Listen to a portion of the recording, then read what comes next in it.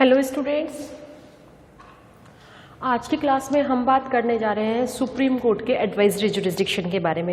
It means उच्चतम न्यायालय की परामर्शदात्री अधिकारिता। उच्चतम न्यायालय में किन मामलों में अपना परामर्श दे सकता है, किन मामलों में राष्ट्रपति परामर्श देने के लिए उच्चतम न्यायालय से कहेगा, इन सब बातों पर आज हम चर्चा करेंगे। तो आइए हम क्लास स्टार्ट करते हैं।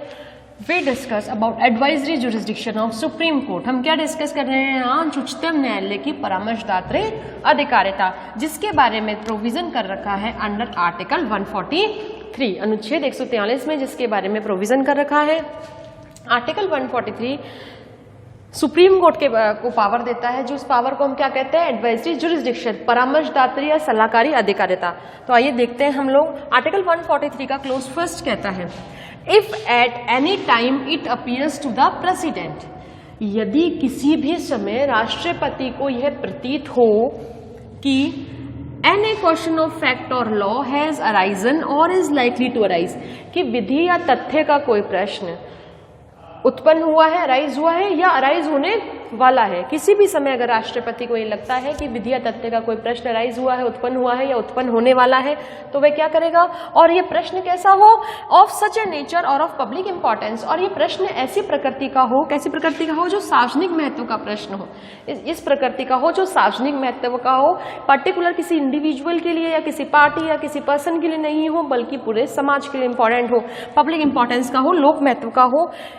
और of expedient to obtain the opinion of the supreme court, और राष्ट्रपति को यह लगे कि उस प्रश्न के ऊपर जो क्वेश्चन ऑफ फैक्ट और लॉ अराइज हुआ है या अराइज होने वाला है, वो इतना पब्लिक इंपॉर्टेंस का है कि उसके ऊपर सुप्रीम कोर्ट की राय लेना अति आवश्यक है। तो वो क्या करेगा? उस प्रश्न को सुप्रीम कोर्ट को रेफर कर देगा। He may refer the question the court. अब रेफर करने के बाद कोर्ट क्या करेगी? The court may after such hearing, अगर कोर्ट को लगता है तो जो भी आवश्यक हो ऐसी सुनवाई के बाद रिपोर्ट टू द प्रेसिडेंट, ऐसी सुनवाई करेगी और उसके बाद प्रेसिडेंट को कोर्ट राय देगी।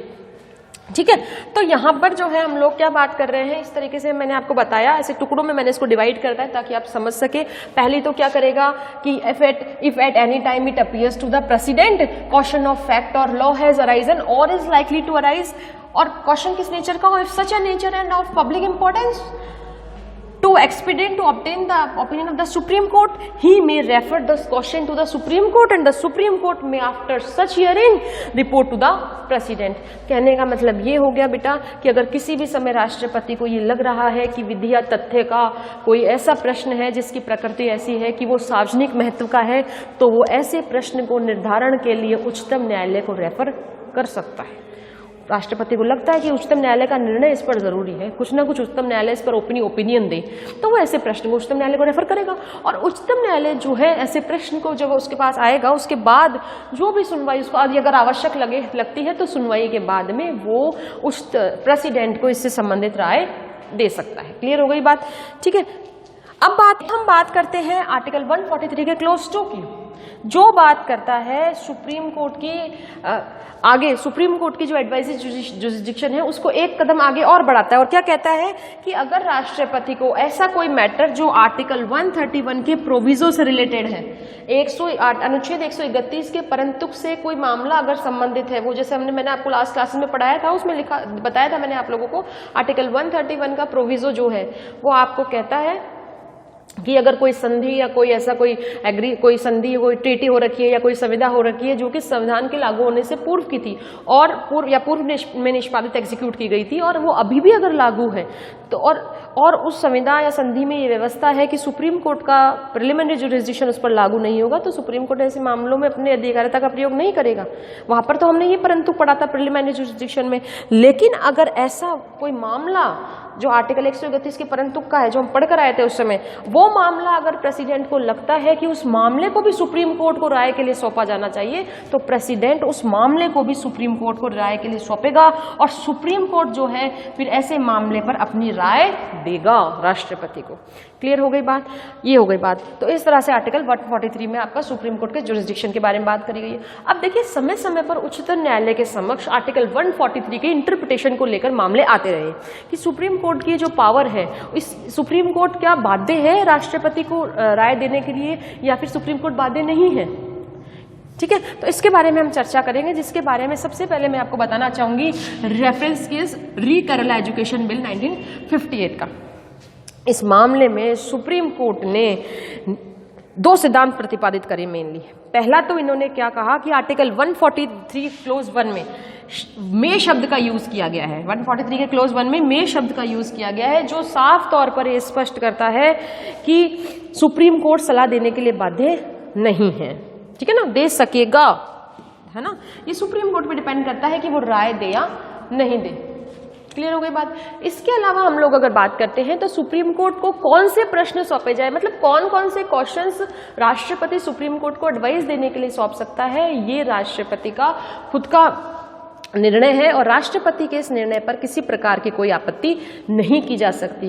क्लियर हो गई बात। तो आर्टिकल 143 के अंतर्गत सुप्रीम कोर्ट द्वारा दी गई, अच्छा एक चीज और कि आर्टिकल 143 के अंतर्गत सुप्रीम कोर्ट द्वारा दी गई राय जो है, जो ओपिनियन आर्टिकल 143 का यूज करते हुए सुप्रीम कोर्ट देगा, वो राय स्वागत योग्य अवश्य है, लेकिन इसके अलावा भी मतलब आदर के योग्य है, लेकिन वो राय न्यायालयों के ऊपर बाध्यकारी, अन्य जो न्यायालय हैं उनके ऊपर बाध्यकारी नहीं होगी। ये पर्टिकुलर बातें बताई गई आपकी केरला एजुकेशन बिल में। ठीक इसके कुछ समय बाद में रेफरेंशियल केस आया स्पेशल कोर्ट्स बिल 1978 का मामला, जिस मामले में आपको उच्चतम न्यायालय ने अपने पूर्व निर्णय को पलट दिया। क्लास में मैंने आपको बताया था सुप्रीम कोर्ट की पावर आर्टिकल 137 के तहत कि वो अपने दिए गए पावर टू रिव्यू पावर बताई थी सुप्रीम कोर्ट की कि सुप्रीम कोर्ट को पुनरावलोकन की शक्ति है, उच्चतम न्यायालय अपने द्वारा दिए गए निर्णयों को पलट सकता है।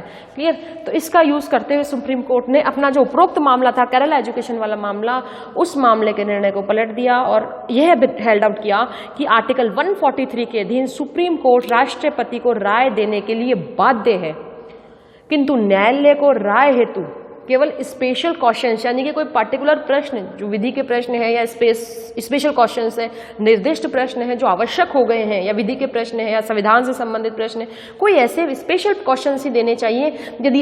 यदि कोई अस्पष्ट या सामान्य प्रकृति का कोई प्रश्न है तो सुप्रीम कोर्ट उस पर राय देने के लिए बाध्य नहीं होगा। कुल मिलाकर यहाँ पर जो बाध्यता सुप्रीम कोर्ट के लिए, यहाँ पर जो निर्णय दिया गया था उस निर्णय को यहाँ पर लाकर पलट दिया गया और ये कहा गया कि यहाँ पर ऊपर तो कह दिया गया था कि मे वर्ड का यूज किया गया है तो सुप्रीम कोर्ट बाध्य नहीं है, जबकि यहाँ कहा गया सुप्रीम कोर्ट बाध्य है, लेकिन प्रश्न कैसे होने चाहिए, स्पेसिफिक क्वेश्चंस होने चाहिए। वास्तव में वो प्रश्न ऐसे होने चाहिए जो कि विधि या तथ्य का कोई विशेष प्रश्न हो या संविधान से संबंधित विशेष प्रश्न हो जिसको निर्धारित करना अति आवश्यक हो गया हो। लेकिन अगर कोई जनरल क्वेश्चन है या कोई अस्पष्ट क्वेश्चन है, उस क्वेश्चन पर सुप्रीम कोर्ट बाउंड नहीं होगा अपनी ओपिनियन देने के लिए। क्लियर हो गई बात। इसको और आगे एक्सटेंड करते हुए अपनी पावर को Ismail Faruqui versus union of India, जिसे अयोध्या का मामला कहा जाता है, सुप्रीम कोर्ट ने एक और चीज इस मामले में यहाँ पर ऐड करी। इस मामले में सुप्रीम कोर्ट के सामने, जो अयोध्या का मामला भी इसे कहा जाता है, इस मामले में सुप्रीम कोर्ट के सामने 2 प्रश्न थे बच्चों। पहला तो ये था कि क्या विवादित ढांचा, उसके निर्माण के पूर्व वहां कोई मंदिर था, क्या विवादित ढांचे के निर्माण के पूर्व वहां कोई मंदिर था। और दूसरा क्वेश्चन था कि केंद्र द्वारा 67 एकड़ भूमि का जो ऑक्यूपेशन कर लिया गया है, मतलब अधिग्रहण कर लिया गया है, वो वैध था या नहीं।